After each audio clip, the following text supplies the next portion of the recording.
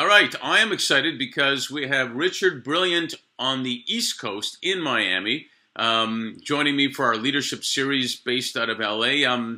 First of all, Richard, thanks for participating. We really appreciate it. Hi, Mark. It's a pleasure. I think the best way to start would be if you could kind of formally introduce yourself, what you do, a tiny bit of your background. That'd be great. Sure. So I am the Chief Audit Officer for Carnival Corporation and PLC.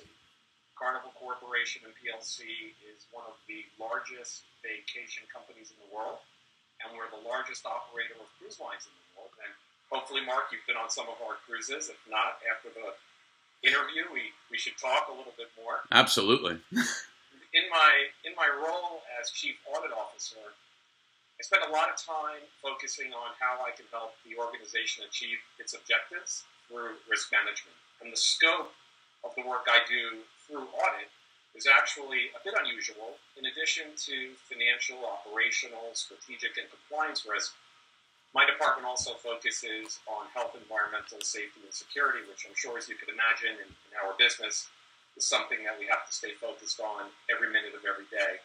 And I do that with a global team of professionals at each of our 10 cruise brands globally. So a very interesting job. As you know, through audit, you get a chance to look at the entire organization. And that's something I continue to appreciate each and every day. And I've been there now 23 years, so I have a bit of experience with this fantastic profession and this fantastic industry. You're one of my many, if I can call you an accomplishment, of placing you in a company where I've continually asked the clients for royalties annually, and they all refuse. You deserve it. You would deserve it. I agree. It's interesting because when we did place you, we've talked about this. You really came in with consulting background, and if you just briefly, we'll go into a little bit more after. Briefly, there's a difference between being an auditor, quote unquote stereotype, and a consulting person in your position. Correct? Yeah, absolutely. And as you know, I have my master's in hospitality, and there was a professor that said, "Hey, look, you don't have to go the normal path and start working in a hotel or a restaurant company." And this was my finance and accounting professor, and I was doing well in her class. And she said, "Look, you should do an internship with an accounting and consulting firm in Miami. It's no longer around. It was Kenneth Leventhal and Company. They merged with EY, as you probably well know. And that internship on the consulting side of KL ended up turning into a full-time job. And just before the point in time that they merged with EY, an opportunity, as you very well know again, of course, because you recruited me for it, was at Carnival. And they were really forward-thinking back in the mid-'90s. Right. They wanted the audit function to be more consultative.